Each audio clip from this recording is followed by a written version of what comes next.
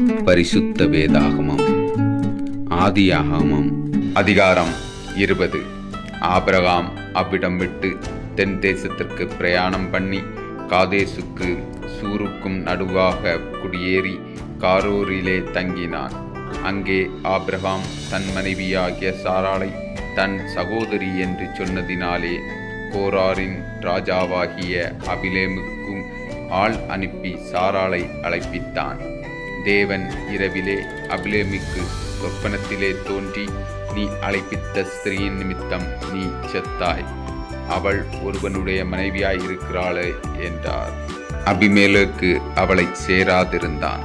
ஆகையால் அவன், ஆண்டவரே, நீதியுள்ள ஜனங்களை அழிப்பீரோ? இவள் தன் சகோதரி என்று அவன் என்னோடே சொல்லவில்லையோ?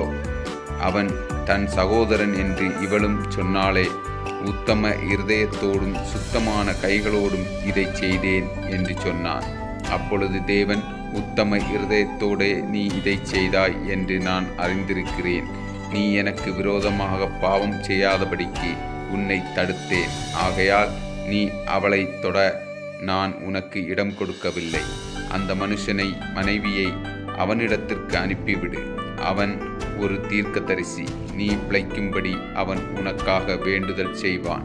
நீ அவளை அனுப்பாவிடாதிருந்தால் நீயும் உன்னை சேர்ந்த யாவரும் சாவீர்கள் என்று அறிவாயாக என்று சொற்பனத்திலே அவனுக்கு சொன்னார்.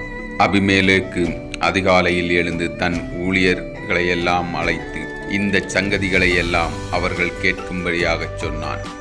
அந்த மனுஷர் மிகவும் பயந்தார்கள். அப்பொழுது அபிமெலேக்கு ஆபிரகாமை அழைத்து, நீ எங்களுக்கு என்ன காரியம் செய்தாய்?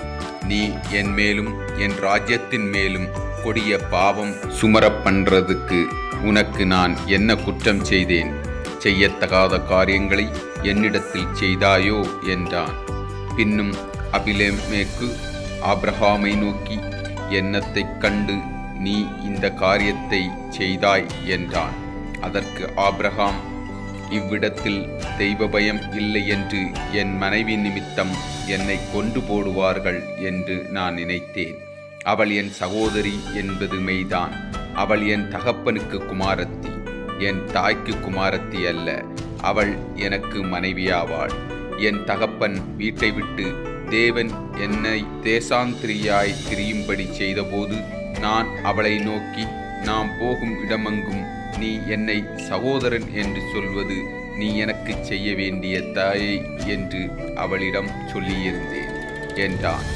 அப்பொழுது அபிமெலேக்கு ஆடு மாடுகளையும் வேலைக்காரர்களையும் வேலைக்காரிகளையும் ஆபிரகாமுக்கு கொடுத்து அவன் மனைவியாகிய சாராளையும் அவனிடத்தில் திரும்ப ஒப்புவித்தான்.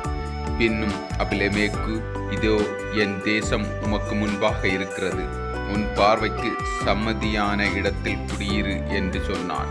பின்பு சாராளை நோக்கி, உன் சகோதரனுக்கு 1000 வெள்ளிக்காசு கொடுத்தேன். இதோ உன்னோடு இருக்கிற எல்லா முன்பாகவும் மற்ற யாவர் முன்பாகவும் இது உன் முகத்துக்கு முக்காட்டுவதாக என்றான். இப்படி அவள் கடிந்து கொள்ளப்பட்டாள். ஆபிரகாமுடைய மனைவியாகிய சாராளின் நிமித்தம் கர்த்தர் அபிமெலேக்குடைய வீட்டாரின் கற்பங்களை எல்லாம் அடைந்திருந்தபடியால் ஆபிரகாம் தேவனை நோக்கி வேண்டிக் கொண்டான். அப்பொழுது தேவன் அபிமெலேக்குவையும் அவன் மனைவியையும் அவன் வேலைக்காரியையும் குணமாக்கி பிள்ளை பெறும்படி அனுக்கிரகம் பண்ணினார்.